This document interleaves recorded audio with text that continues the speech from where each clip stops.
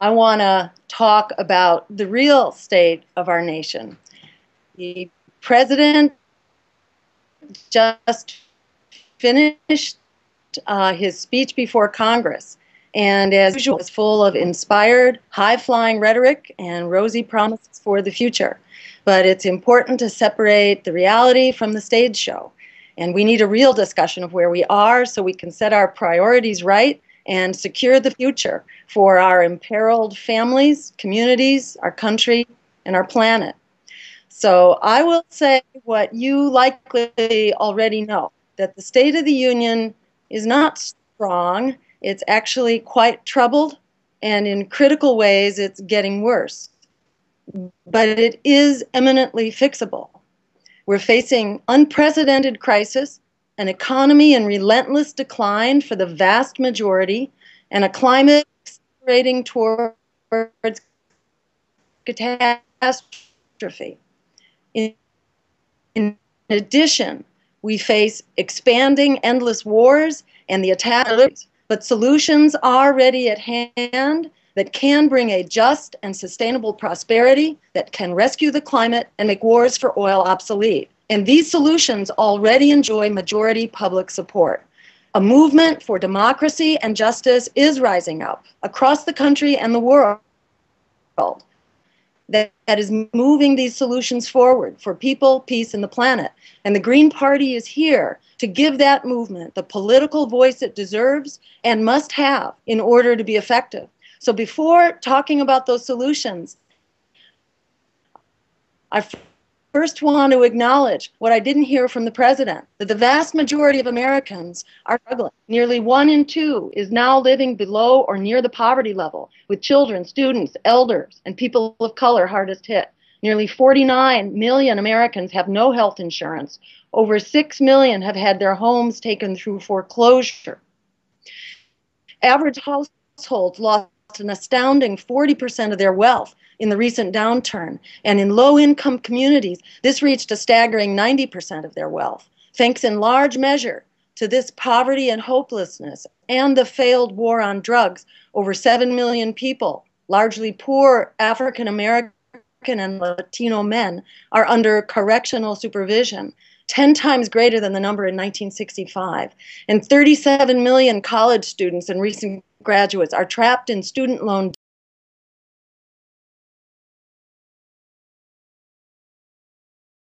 debt. Keeps uh,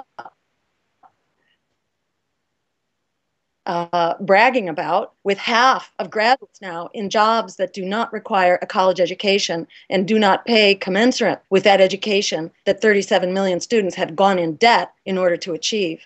Roughly 25 million Americans are unemployed or unable to find full-time work. Household income has fallen faster since the end of the recession than during the recession itself, because the recovery, as well as the vast majority of future employment, is low-paying jobs. While record numbers are in poverty, the 1%, large corporations and the wealthy, have never had it better. The big corporations enjoy historic profits as they contribute less than any time since before the Second World War to the tax base that keeps the infrastructure going that their profits and our lives rely on. Big banks who are bigger than ever, thanks to the continuing bipartisan failure to rein them in. The second point I want to make before getting to the solutions is that the political establishment, Democrats and Republicans, is largely making the crisis, imposing austerity on everyday people while they continue to squander trillions on endless wars, Wall Street bailouts, and tax breaks for the wealthy. The president is very much a part of that establishment, having campaigned on a populist platform of taxing the rich, saving Social Security, and making the economy fair. The president has once again morphed into an invaluable ally of the economic elite, willing to throw you under the bus. In his recent fiscal cliff deal, he did not tax the rich. He largely gave them the store. And he's now once again looking to cut Social Security and Medicare and Medicaid. This is going to undo whatever benefit he might achieve by passing a minimum wage law. And let's hope that comes to pass. But I'm not holding my breath looking at the track record of the president's other promises in his previous addresses, including his State of the Union address last year. But needless to say, these proposed cuts to Social Security, Medicare, and Medicaid are absolutely unconscionable. And this continues the policies of the first Obama administration, which clearly did not make the economy fairer. And these policies are still driving the crisis. Trillions in Wall Street bailouts that are ongoing as we speak. $85 billion every month to continue bailing out the big banks. Corporate trade agreements that continue to send jobs overseas and depress wages at home. This is what the president was talking about in referring to the Trans-Pacific Partnership, and how frightening that he's planning to do the same thing again now across the Atlantic. He brought us health care reform that locked out single payer and the public option, locked them out of the debate. He brought us drill baby drill energy policies, which he's still talking about. He brought us the sabotage of international climate accords, millions of avoidable home foreclosures, which are ongoing, and the dramatic escalation of immigrant deportation, as well as the expanding wars for oil and drone wars and assaults on our basic civil liberties and more. All of these policies were substantially promoted or controlled by the White House and cannot simply be blamed on those Republicans. Now, the political establishment, including the Obama White House, is making the crisis worse with its continuing obsession, which you heard over and over again in that speech, about the concocted budget deficit crisis. This is, in fact, a thinly veiled excuse for austerity. That is, for cutting social programs and for ignoring the unemployment, which is the real source of the deficit and the real source of the crisis. Let's be clear. This deficit resulted largely from the economic downturn brought on by Wall Street waste, fraud, and abuse. That downturn not only killed jobs, it also depressed tax revenues, causing the federal deficit to skyrocket. And it was further worsened by the endless immoral wars, the giveaways to the rich, and the private health insurance waste. Those austerity cuts now being advocated by the president and Congress are virtually guaranteed to make the deficit worse. Because when you cut programs, you cut jobs and the tax revenues created by the jobs. The more austerity, the more unemployment you create, and the worse the deficit gets. That's why austerity has proven over and over to worsen unemployment. In the 1930s, austerity turned a Great Recession into the Great Depression. And it's worsening the economic crisis in Europe right now. That's why the president's proposals and the Republican proposals to lower the deficit by cutting social programs, especially Medicare, Social Security, and Medicaid, are dangerous and misguided. Social Security is not in crisis and does not need to be cut in order to be saved. The best thing for the long-term stability of Social Security is to simply lift the payroll tax cap and include capital gains and dividend income in the Social Security payroll tax pool. We can lower the deficit in the long run by creating jobs that generate revenue, and in the short run by taxing the rich, cutting the bloated military, and ending private health insurance waste through Medicare for All insurance system. As you know, we're facing not only an economic crisis, but the climate crisis too. In the past year, we've seen record heat, fires, storms, floods, sea level rise, drought, and rising food prices. As the president mentioned, some of that. But he clearly didn't understand what's driving it, because all of the above energy strategy does not fix it. And in fact, it's worse than just those things I mentioned. In fact, Antarctica and Greenland are melting 5 times faster than just 2 decades ago, leading to an estimated 6 feet sea level rise and possibly much more by the end of the century, which is going to make the storms and the floods far worse and devastating, in fact. Already, 400,000 lives a year, including 1,000 children a day, are being lost due to climate change. The global economic cost is well over $1 trillion a year and 1.6% of global GDP, in fact. And this has huge costs, economic as well as human, in the United States as well.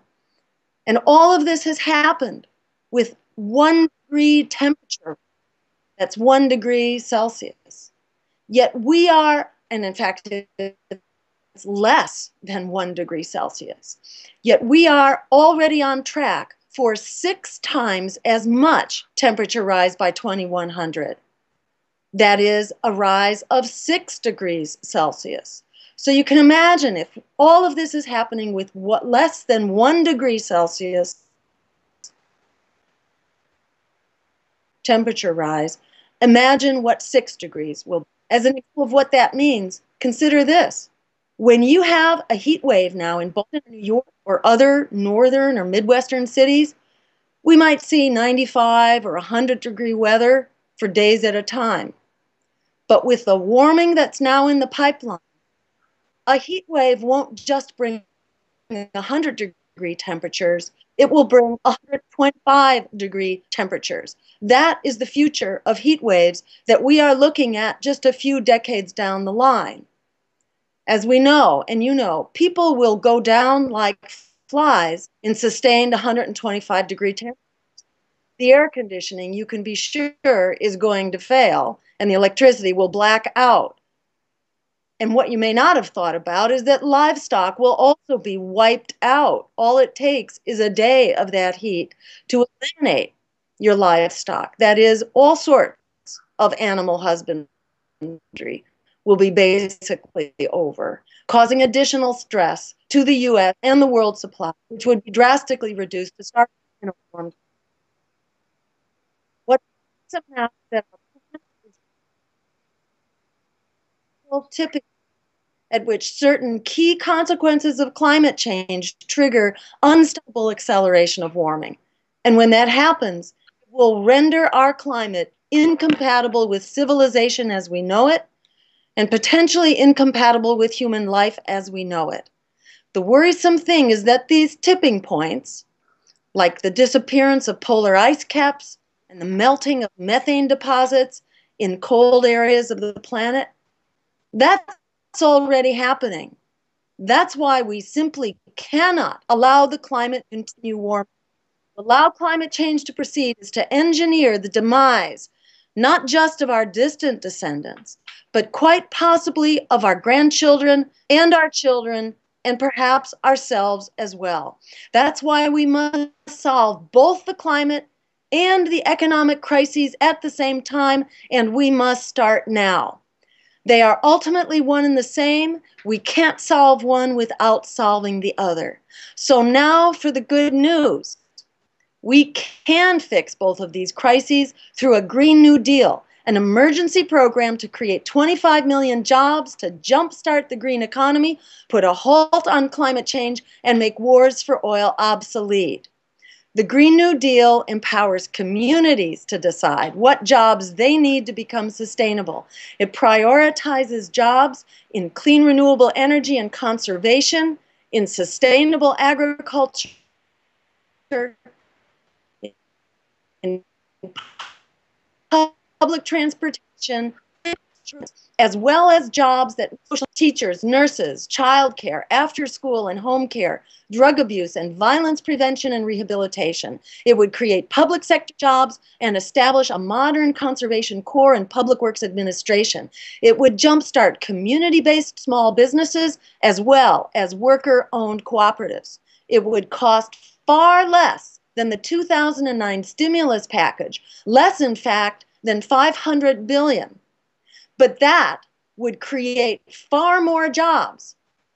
In fact, enough to jumpstart a real sustainable recovery, because we then provide tax breaks, which is an expensive and ineffective tool for creating jobs. It was tax breaks that was used in the 2009 stimulus package for the most part. So the Green New Deal, it could be funded, in fact, by cutting the bloated military to year 2000 levels, by saving hundreds of billions of dollars per year, and through doing that, and by taxing the rich. This includes a small 0.5% sales tax on Wall Street. They are paying 10% general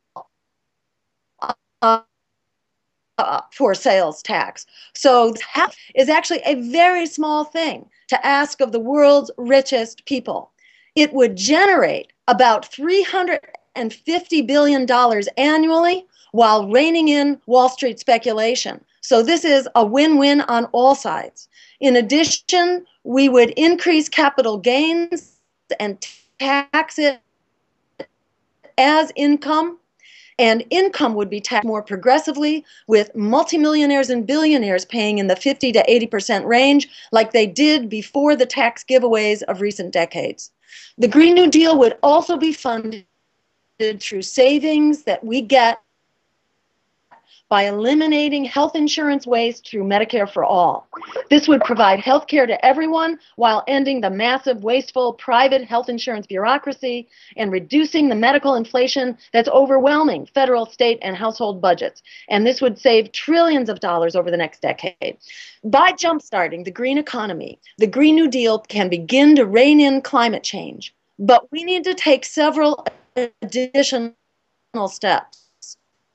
One, we must enact a carbon fee to make fossil fuel companies pay for the costs of their carbon emissions and speed the transition to clean, renewable energy and efficiency and conservation.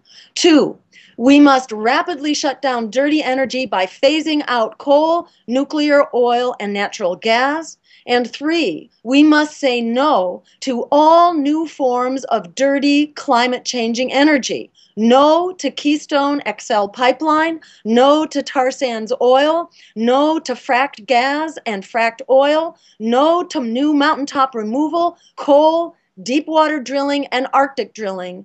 And number four, we need democratic control over our energy to ensure that we will leave the lethal fossil fuels in the ground and achieve a zero carbon, full employment economy that's essential to save our planet and our children and our economy. I'll just mention, in addition, we need to end the student debt. Instead of bailing out the banks, let's simply redirect that $85 billion being spent by the Fed now every month to continue the Wall Street bailouts. Instead, we simply redirect that $85 billion a month from the bank bailouts to bailing out the students. And they will then be debt-free within the next year, actually within the next year and a half. But that's good time. In addition, we need to make public higher education free.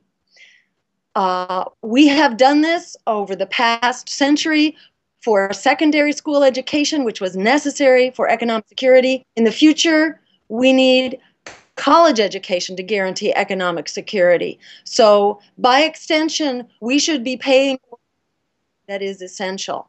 In addition, we know that it pays for itself. We know this from the GI Bill, which basically returned $7 in public benefits for every dollar that was invested.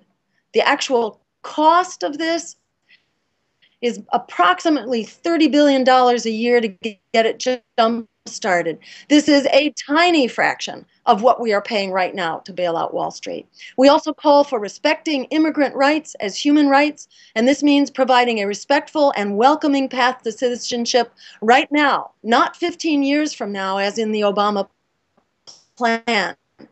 It also calls for ending the vicious and cruel deportations now, not continuing them as Obama is continuing to do. And we call for renegotiating the free trade agreements that caused these problems in the first place and creating fair trade agreements that end the flow of economic refugees into this country. And in addition, we call for ending the war on drugs, which is needed in and of its own right. It's also needed to provide the real border security that no border fence and no border wall can ever provide.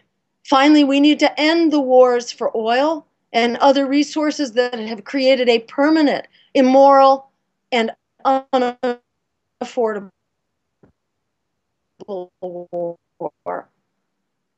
That includes not simply withdrawing troops, and what the president announced tonight is a little bit late. He had previously said that the war would be turned over, in fact, to the Afghanis. If I am recalling correctly, he said the war would be turned over by 2014. Now he's talking about withdrawing about half of the troops by the end of 2014. So when exactly does this war end? We don't know. We need to bring our troops home now, and in addition, we need to put an end to these cruel, inhumane, outrageous drone wars, which are a threat to human rights everywhere and to civil rights and civil liberties everywhere as well. We need to end these drone wars and, in fact, lead an international convention to create a worldwide treaty, in fact, to put an end to these wars. And likewise on nuclear power, it is well and good to take the nuclear weapons on alert that are deployed, these deployed nuclear weapons, to reduce their numbers. That must be done. But we actually need to reduce the numbers of nuclear weapons as well. And while the president on one hand talks about reducing weapons deployment, on the other he has committed $600 billion to actually create a whole new generation of nuclear weapons and nuclear weapons delivery, including new missiles, new nuclear bombers, and new nuclear-powered submarines. So we need not just lip service to the concept of nuclear armament. We need real progress towards reducing the nuclear threat of these weapons, not simply between the United States and Russia, not simply looking at the potential of Iran to create nuclear weapons, but looking at nuclear weapons where they exist around the world. And that includes Israel, that includes Pakistan, that includes India. We need to begin a real progress towards nuclear disarmament to end this terrible scourge on our future. So to conclude, I'll just say that these solutions are available. They are within arm's reach. A Green New Deal can end the crisis in our economy as well as the crisis to our climate. And at the same time, we can create health care as a human right.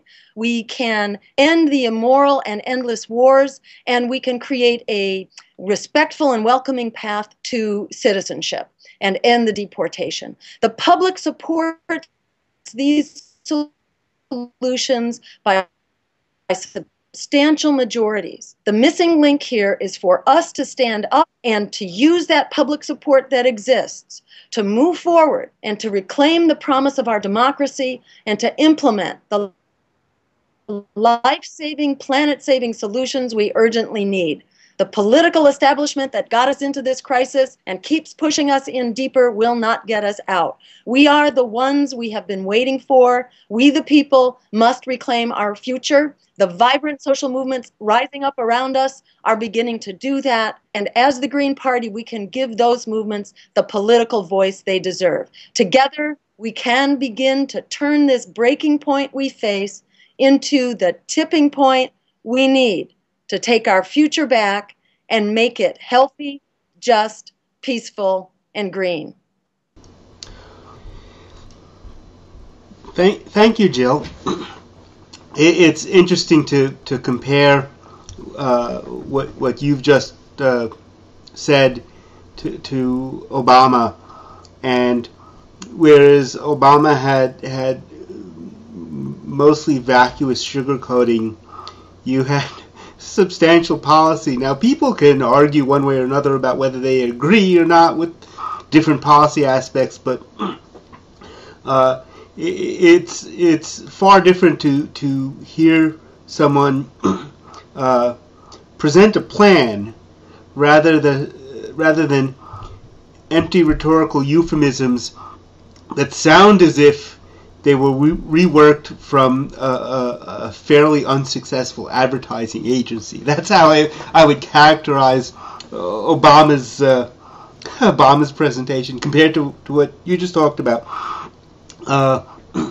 Interesting in terms of watching the chat. There's a fair amount of agreement in what you're saying, of course. I have a few broad questions, having heard Obama and having heard you, and thoughts about the general state of the union. One thing that always comes to mind is that I can't help but wonder if there is a belief that Americans have lost their ability to critically analyze, because anybody with some sense of analytical abilities would see right through Obama's speeches as empty. I'm wondering how you feel about the state of the general public and whether why people find Obama credible, or maybe you feel they don't find him credible and they just accept him because they're not aware of a deeper analysis that you just presented. Go ahead. I think, Craig, that's a really great point. And to me, it brings to mind how hard the politics to suppress alternative voices. When Sherry Honkala and myself went to the gates of Hofstra University, and tried to raise the issue that people don't have to settle for these two corporate-sponsored candidates that basically, agree with each other on most issues, from the expanding war to the undermining of wages and the exporting of our jobs and the corporate free trade agreements and privatizing healthcare and education and all the rest. People don't like being forced to choose between two horrible options that make their lives worse when people are already struggling to keep their homes, to keep their jobs, to get a job, to get a decent wage, to pay down their debt. The reason they work so hard, the reason the Democrats and Republicans and their leaders work so hard to silence our voices, our alternative voices, is because the public so intensively resonates with what we have to say. So they rely on two things. One is silencing our voices, and the other is scaring people into thinking that, scaring especially the people who would agree with us, scaring them into thinking they have to vote their fears and not their values. This whole politics of fear thing. But, I think the answer to that is getting clearer all the time, because people are in such desperate straits these days. They really are beginning to see that what the Democrats have to offer may be a slightly less horrific than what the Republicans are offering. The cuts to Medicare aren't quite as steep. The cuts to health care aren't quite as bad. The austerity isn't quite as bad. It's terrible on top of an already desperate situation, but it's not quite as bad. People are realizing that the difference between Republicans and Democrats is no longer enough to save their jobs or to save their homes or to get them out of debt, or certainly not enough to save the climate, as we heard from Obama's basically drill baby drill continued policies. So as people wake up to that fact that it's a choice between a rapidly sinking ship or a slightly less rapidly sinking ship, that's no choice at all. I think increasingly people realize they have nothing to lose and everything to gain by standing up with the politics of courage and actually driving forward the real solutions that will get us out of this mess. I'm not sure if you have Netflix or watched the series House of Cards. Rarely am I impressed with things that are nominally mainstream media, but of course Netflix is doing something very unusual and taking something straight to them, and this they actually outbid some of the mainstream media to get this show, although I can't imagine much of the mainstream media would be interested in it. House of Cards is a series about the Democratic majority whip and his wife, who heads a not-for-profit called Clean Water Initiative, and my hope is that enough people will see it that will get a sense of what the Democratic Party is really like. It so exposes how corrupt they are, and makes it so obvious. Kevin Spacey will actually turn to the camera periodically and explain why he's doing what he's doing. But I'm wondering if even some aspects of the media, because obviously David Fincher and Kevin Spacey, who took the role, there were some writers and directors and producers who felt they needed to expose something, and apparently were able to convince somebody to invest millions of dollars to buy that. So I believe we lost Jill for the moment. Jill, are you still there? Can you? Yes, hear me? you're fine. Okay, that's no problem. In fact, without the video, the audio may be better. But I'm wondering, how can we reach people given we don't have access to the mainstream media?